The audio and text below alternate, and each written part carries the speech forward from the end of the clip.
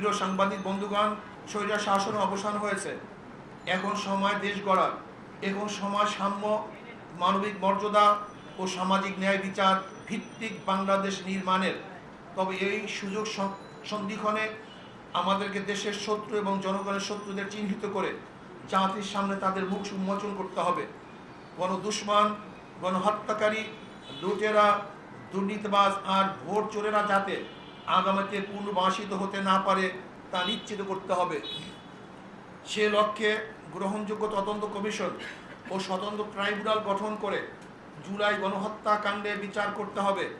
একই সাথে গত 16 বছরে সংগঠিত সকল রাজনৈতিক ও প্রশাসনিক হত্যাযজ্ঞ, গণহত্যা, গুম ও মানবাধিকার লঙ্ঘনের বিচার করতে হবে।